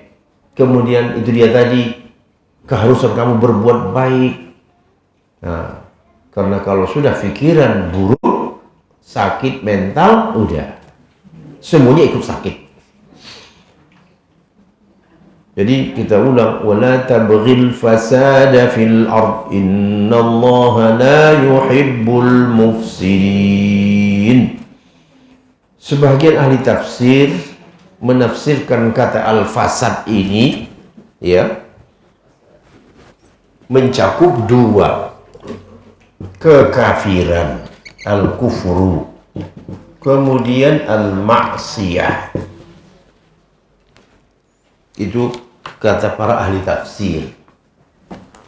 Jadi kalau sudah kekafiran itu pasti kerusakan. Kekafiran, arti kekafiran ingkar pada Allah, itu jelas kerusakan. Ternyata ada lagi tambahannya, maksiat. Itu kerusakan. Judi itu perbuatan merusak nggak, Bu? Oh iya, merusak banget. Jadi kalau sebuah masyarakat ya sudah menganggap judi itu hal yang biasa, itu artinya masyarakatnya sudah rusak. Zina perbuatan merusak. Kalau sudah menggejala perbuatan zina, maka masyarakatnya sudah rusak. Yang haram menjadi halal. Bahkan yang halal dianggap tak lazim gitu. Jadi yang haram berubah, udah biasa. Itu dia tadi, bau WC, bau, dia bisa tahan lama di dalam WC itu, karena tidak ada bedanya lagi antara bau kotoran dengan bau nasi goreng.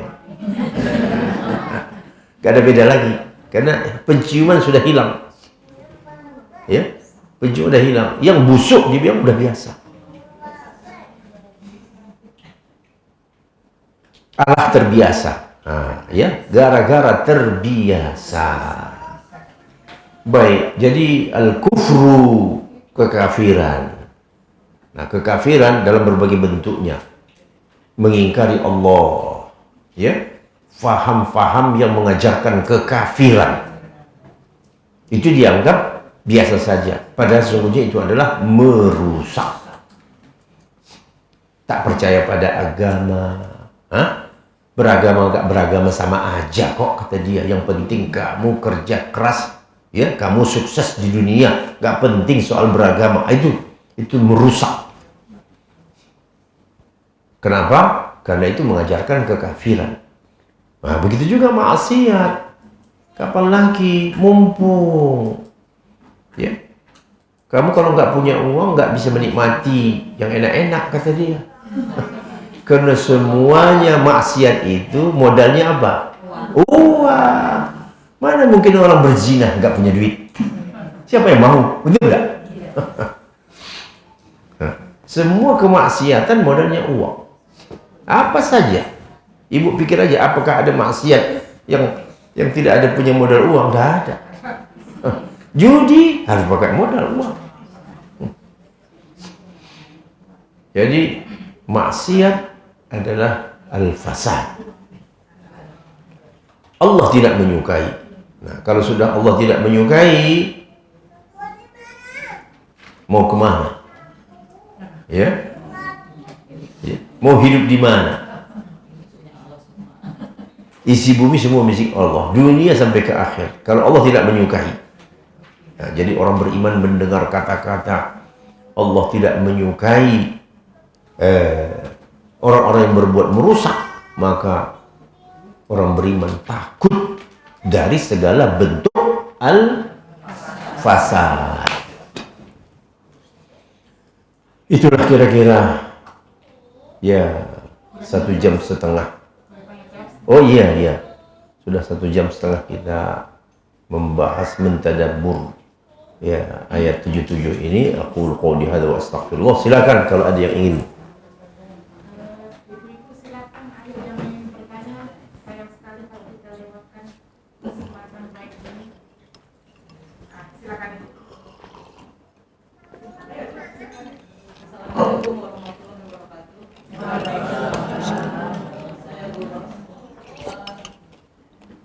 Materi ini sangat-sangat menarik sekali karena memang satu ayat sudah mencakup berbagai macam kehidupan di dunia ini.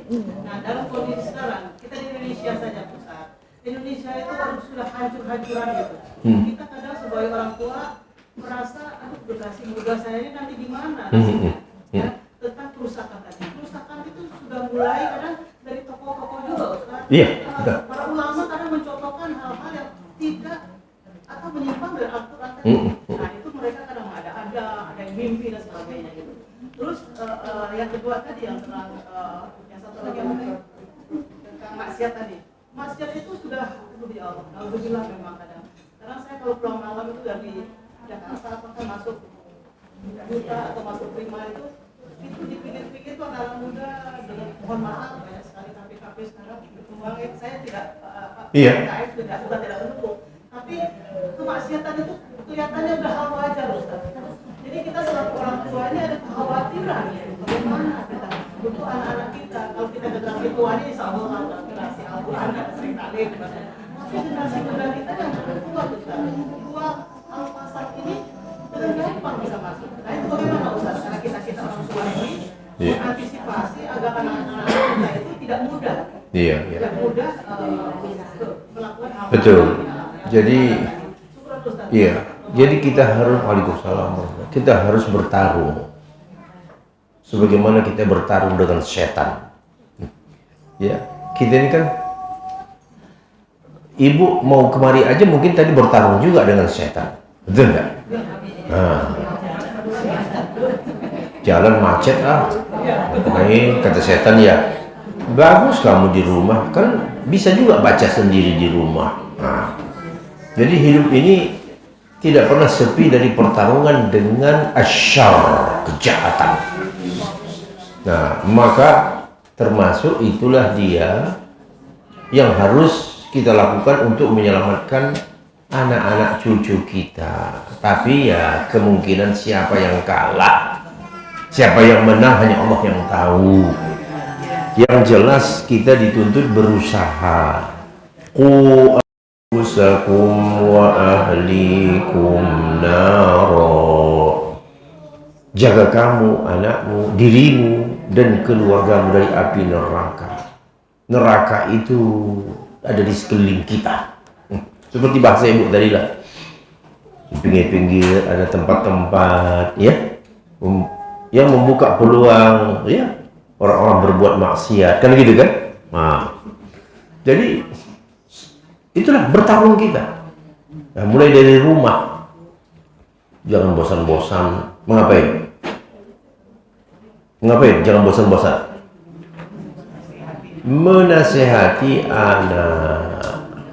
Kadang ibu bisa dibilang anak apa? Cerewet. Cerewet ini mama ini. Kayak saya anak kecil aja. Gitu kan? Nah, jangan mau kalah. Terus saja. Itu namanya usaha. Dan kita harus kita senantiasa menganggap ini adalah pertarungan. Soal menang kalah itu masalah nomor 2. Ya, mungkin Allah menyelamatkan nanti. Nah, ada yang bisa kita batasi, ada yang kita tidak. Ibu kan tidak bisa mengawal anak 24 jam. Iya kan? Lepas dia dari rumah, kita nggak tahu lagi. Iya, siapa temannya? Nah, jadi sewaktu ada dia di depan kita, terus saja. Ya, sambil makan, sambil duduk. Jangan istilahnya kata bosan. Biar anak yang merasa bosan ya biar aja. Ibu ini cerewet ini lagi. Ya, hanya saja ya kepandaian ibu lah. Ya, mungkin dari kejadian. Nah, lihat tuh, itu kejadian di sana itu. Nah, coba lihat. Nah, sekarang ada lagi bu yang namanya model bunuh diri untuk anak muda. Nah, lihat. Ini jadi bahan nih. Ngomong sama anak muda, kamu lihat gak itu? Apa yang membuat dia bunuh diri? Nah, itu jadi bahan kita. Tahu nggak kamu apa kira-kira? Jauh dari Islam. Kalau dia dekat dengan Islam, tidak akan mungkin dia bunuh diri. Dia jauh dari Allah Ta'ala. Dia pikir hanya dia yang mencari jalan keluar dari persoalan hidupnya. Ketika dia tidak menemukan jalan keluar itu, ya udah, bunuh diri lah dia. Nah, tapi kalau orang yang punya Allah, tidak mau. Jadi banyak kejadian-kejadian yang bisa kita jadikan bahan untuk mengajak anak, keluarga, ya berpikir, ayo berpikir. Nah, Yahudi, Palestina, nah, ini jadi bahan nih. Ya, lihat itu. Manusia, umat yang bangsa, yang jahat, yang ada di pikirannya memusnahkan ya orang-orang yang hidup di negerinya sendiri. Nah, jadi banyak yang bisa kita jadikan bahan untuk menyadarkan dia. Setan. Nah, tentang Dajjal ini harus kita ya kita sosialisasikan ini di rumah, di anak-anak. Awas kamu ya, ini Dajjal ini sudah dekat lagi. Ya, kamu tidak terasa nanti mungkin saja di zaman kamu ini keluarlah ini Dajjal ini. Orangnya pendek, mukanya jelek. Iya. Wajahnya itu seperti periuk yang peot. Ya. Tetapi dia paling disukai orang. Dajjal, matanya buta sebelah. Jadi supaya semua anak di kita tahu yang namanya Dajjal. Jangan sampai tidak tahu. Kamu pernah dengar nggak apa Dajjal? Tahu nggak kamu pernah dengar nggak apa nama Dajjal? Apa itu bu? Saya belum tahu. Nah ini kamu nih nggak pernah sih, ya? Kenalkan ke dia Dajjal. Ini yang rusak-rusak ini sekarang, ini adalah agennya Dajjal ini. Ya, agen-agennya, agent. Kan perusahaan itu kan ada agennya, Bu. Nah, bukan dia yang turun langsung, tidak, tapi ada agen. Nah ini yang merusak ini semuanya, ini agennya ini. Jadi kita harus berlomba, ya, sebelum anak diwarnai oleh kerusakan, nah kita dulu yang masuk. Itu namanya bertarung, ya, harus bertarung itu. Jangan, aduh saya udah gak kuat lagi. Jangan bilang gak kuat. Harus kuat, ya. Yang memberikan pertolongan kan Allah. Kalau Allah ya ingin menolong, walaupun kita rasa kita tidak mampu, tetapi Allah menjaga. Itu dia, menjaga anak keturunan kita. Nah, ada yang lain?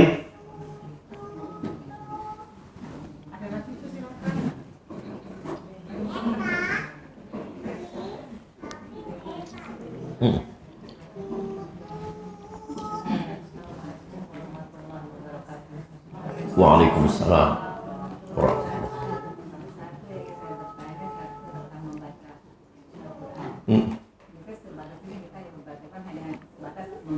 Iya.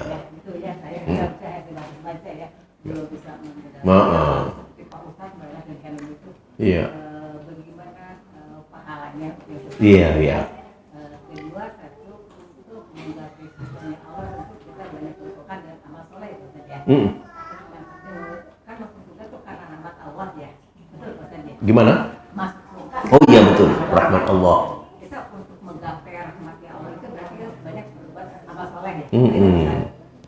Bisa amal soleh itu banyak macamnya ya. Iya. Tapi kita tidak mungkin bisa menggapai semua untuk bisa berbuat kayak orang kan tidak bisa sahur terus ya. Iya, iya. Misalnya saya berdengar istiqomah kan ada salah satu yang kamu bisa gitu ya. Apa? Betul, betul. Iya. Kejelasan lebih lanjut. Iya. Waalaikumsalam warahmatullahi wabarakatuh. Iya, jadi apa yang Ibu sebutkan itu yang pertama, orang tidak masuk surga tanpa rahmat Allah. Iya. Bukan karena amalnya sebenarnya, karena kasih sayang Allah. Kenapa? Kenapa? Bukan karena amal. Karena amal itu nggak cukup untuk membayar surga. Ya. Ibu, kita apa yang bisa kita kerjakan amal soleh? Sedangkan yang mau dicari ini apa? Surga. Mana bisa ngebayar? Mana bisa menebus surga? Jadi kita masuk surga itu hanya kasih sayang Allah aja, Bu. Nah, lalu Allah gimana bisa kasih sayang kalau nggak ada buktinya? Ya? Allah mau kasih sayang saya, buktinya kamu apa? Taat. Ketaatan kamu itulah modal untuk mencapai apa? Rahmat Allah. Kalau hanya cuma mengharap, saya mengharap rahmat Allah, nggak ada taat, itu mah. Ya itu dia tuh, ngomong doang. Siang malam mengharap rahmat Allah, tapi nggak mau sholat. Iya? Dari mana Allah menurunkan rahmatnya kepada kamu? Dari mana Allah mau mengukur kamu? Dari ketaatan. Kalau kamu sudah taat ini tentu berkaitan dengan kemampuan tadi. Ya, ibu beramal soleh sesuai dengan batas kemampuan ibu. Ya, nah, terkait dengan Al-Quran tadi, ya betul. Kita disuruh minimal membaca. Bukan terakhir itu, Bu. Ya, itu minimal membaca. Setelah membaca harus belajar apa maknanya. Ayat ini tadi kalau kita tidak jelaskan, ibu kan nggak tahu, cuma ibu baca aja ini. Paling baca terjemahan. Oh, carilah apa yang Allah anugerahkan kepada kamu, kebahagiaan negeri akhirat. Jangan kamu lupakan bagianmu di dunia. Berbuat baiklah kepada Allah, berbuatlah kepada siapapun sebagaimana Allah berbuat baik kepadamu. Dan jangan engkau menginginkan kerusakan di bumi supaya Allah tidak menyukai kemerusak. Oh iya sih, saya ngerti. Sebatas mengerti. Jadi ngerti bahasa. Kalau tidak mengerti bahasa lebih parah lagi. Jadi semuanya ada bertahap. Membaca, faham, mentadabbur, mengamalkan. Iya. Jadi itu semuanya kita harus naik, Bu. Harus naik terus. Iya. Ya, mungkin tidak semua bisa Ibu faham kan? Iya, betul. Bukan bahasa kita. Tetapi ada tahapannya. Ya. Umur saya sekian, berapa ayat yang saya paham? Ya. Tapi masih syukur Ibu sudah baca, sekarang sedang proses mau memahami. Bagaimana caranya? Menghadiri majelis-majelis begini. Nanti Ibu pulang, oh saya Al-Qasas 77, alhamdulillah saya sudah paham dan sudah mengerti betul. Tinggal apa? Mengamalkan. Begitu. Sedangkan kebanyakan kita ini yang baca saja sedikit. Yang baca aja, Bu, sedikit. Tapi baca WA, semua isi WA itu dibaca. Sedangkan ayat Quran sedikit. Inilah zamannya, zaman Dajjal mau keluar, Bu. Dajjal mau keluar ya begitu. Gairah orang untuk beragama melemah. Tetapi kalau urusan dunia, wah rasanya kalau kita nggak tahu, wah menyesal banget gitu ya. Ya. Untuk urusan dunia luar biasa. Oh ini ada serum itu, serum ini. Ya. Yang 65 bisa seperti 45. Ada serumnya.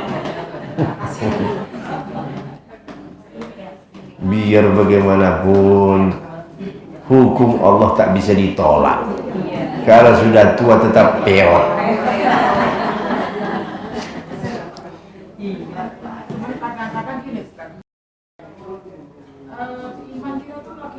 Iya memang naik turun. Iya. Nah iya betul, beda lagi. Benar. Dan untuk mengajak ibu-ibu ini agak susah.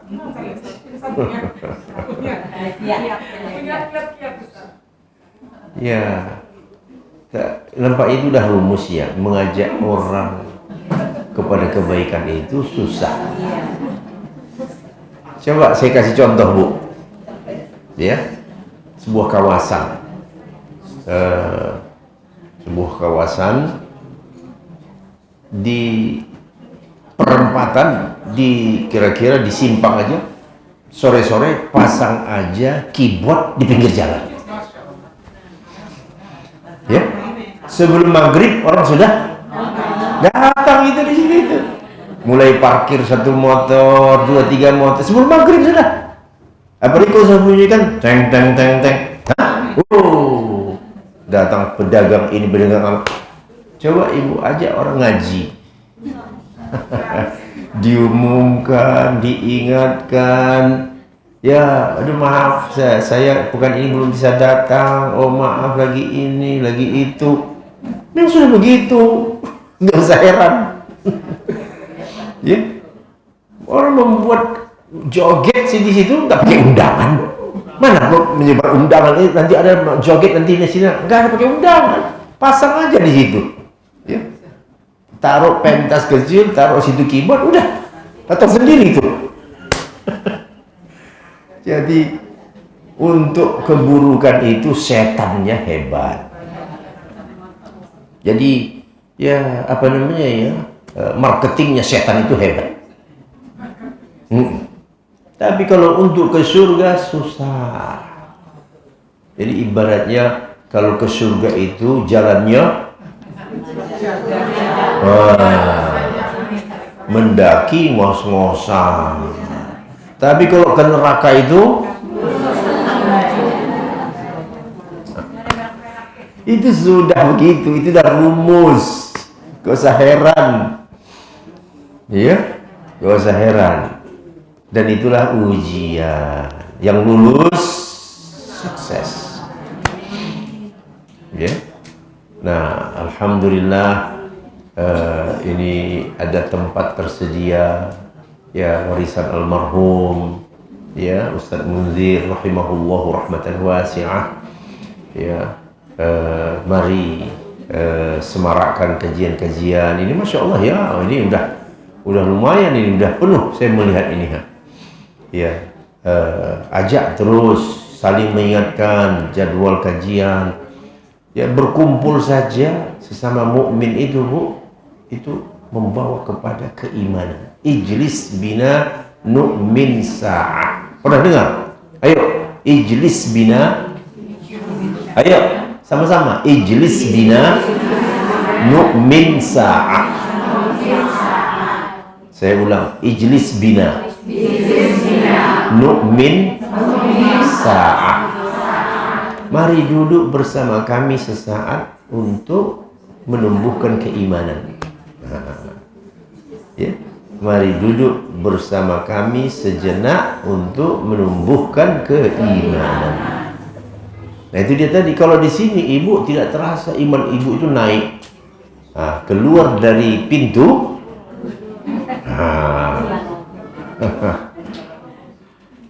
Setan mulai. Di sini ini setan nggak kuat karena yang dibacakan di sini apa? Ayat-ayat Allah. Malaikat di sini penuh susah. Setan nggak bisa masuk. Begitu keluar, dia nunggu di luar tuh setan itu. Dia nunggu di luar tuh. Ya, itu sebabnya. Itu sebabnya. Iya. Jadi kalau di tempat-tempat seperti ini kok terasanya hati kita itu, waduh, iman kita itu semangat mau beramal itu. Iya, karena kita dikelilingi oleh siapa? Malaikat ini. Penuh susah ini malaikat. Setan nggak bisa masuk. Ya, tunggu kata dia di luar. Kapan kamu tidak keluar? Betul, begitu keluar mulai copot ini satu-satu. Apa tadi ya? Sampai akhirnya di rumah ditanya, apa tadi materi? Wah, enak tadi Ustaz itu membahasnya panjang, jam setengah kami ngaji. Enak banget, menyentuh segala. Apa isinya? Apa tadi ya?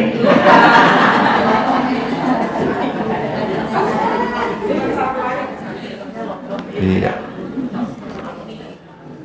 Jadi kita cukup, kalau tidak ada pertanyaan lagi mungkin ya saya akhiri dengan doa kafaratul majlis. Subhanakallahumma wa bihamdika asyhadu an la ilaha illa anta astaghfiruka wa atubu ilaik.